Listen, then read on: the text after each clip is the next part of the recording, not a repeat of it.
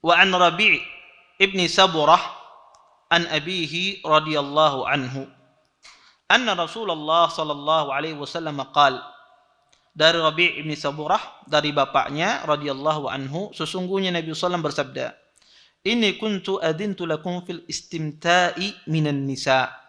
Kata Nabi SAW, sesungguhnya dulu aku pernah memberikan izin kepada kalian untuk melakukan nikah mut'ah kepada wanita-wanita. Wa innallaha qad harrama dzalika ila yaumil qiyamah. Dan sesungguhnya Allah Subhanahu wa taala telah mengharamkan demikian tersebut sampai hari kiamat. Faman kana indahu minhunna syai' falyukhalli sabilaha wa la ta'khudhu mimma ataitumuhunna syai'a. Kata Nabi SAW, barang siapa yang ada padanya wanita-wanita tersebut, fayukhalli sabilaha, maka hendaklah dia melepaskannya.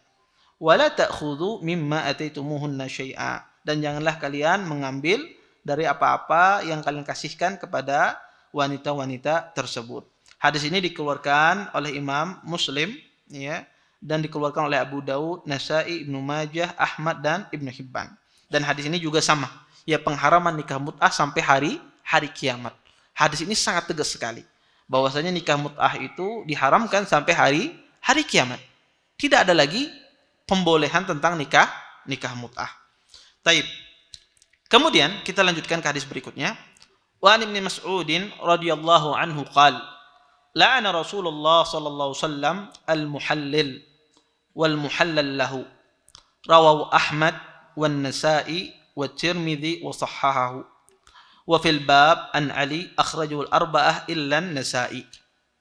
Dari Abdullah bin Mas'ud radhiyallahu anhu, beliau berkata, sesungguhnya Rasulullah SAW melaknat seorang muhallil dan muhallal lahu. Hadis ini dikeluarkan oleh Imam Ahmad, Nasa'i, Tirmidzi, dan disahihkan oleh Imam At-Tirmidzi. Wa fil bab, dan pada bab ini ada hadis juga dikeluarkan oleh Ali, yang dikeluarkan oleh imam yang 4 kecuali Nasa'i. Bapak Ibu yang dimuliakan oleh Allah Subhanahu wa taala, hadis ini menjelaskan kepada kita tentang pengharaman nikah muhallil. Nikah muhallil itu apa? Seorang wanita yang ditalak, ya, yang ditalak oleh suaminya 3 kali. Ya, jadi wanita itu ditalak sekali, suami boleh rujuk. Ya, kemudian ditalak lagi, yang kedua kali suami boleh rujuk. Kemudian ditalak lagi yang ketiga kali. Ketika ditalak yang ketiga kali ini, suami tidak bisa rujuk kecuali sang istri tersebut nikah kepada laki-laki lain. Jadi istri tersebut harus nikah dulu ke laki-laki lain. Kalau dia sudah nikah ke laki-laki lain, kemudian melakukan seperti hubungan suami istri, qadarullah misalnya suaminya meninggal, ya, suami barunya meninggal, maka laki yang bahari ini bisa kembali, ya, kepada istrinya yang pernah dia ceraikan. Nah, muhallil itu apa?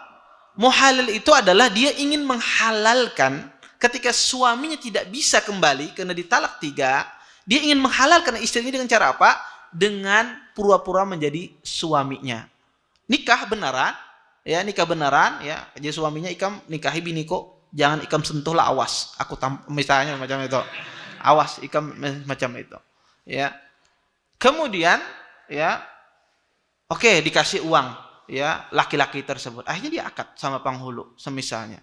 Kemudian setelah dia akad, nikah, macam diceraikan. Dia ceraikan. Setelah diceraikan, berarti kan suami yang dulu bisa kembali ketika selesai masa iddahnya. Inilah yang disebut dengan muhallil.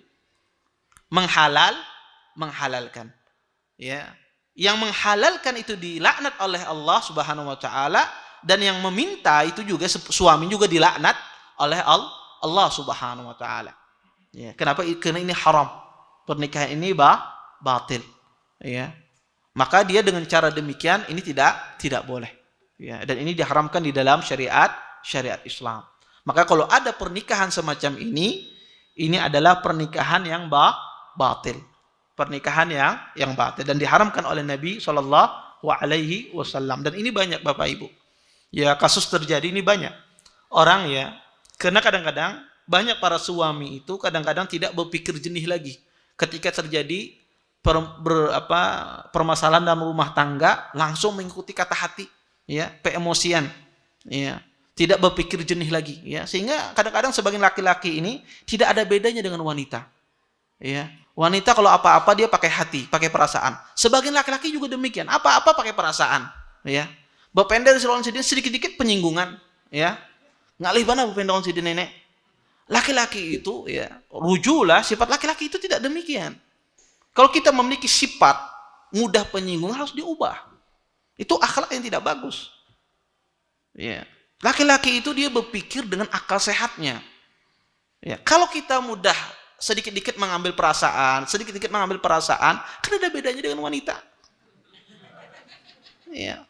Karena wanita dia menghukumi dengan perasaan. Makanya, ya, wanita kalau bermasak ini pakai perasaan. Kalau laki-laki kalau bermasaknya pakai ilmu, pakai teori. Makanya masakan laki-laki biasanya lebih nyaman. Chef betulan, chef laki-laki itu lebih enak. Iya. Kenapa dia pakai ilmu, ya?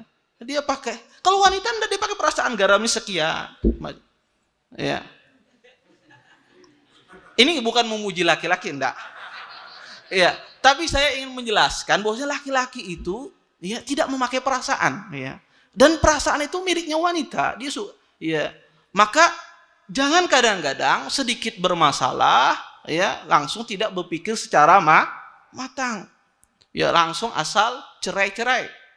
Ya. Langsung diputuskan ini semacam ini.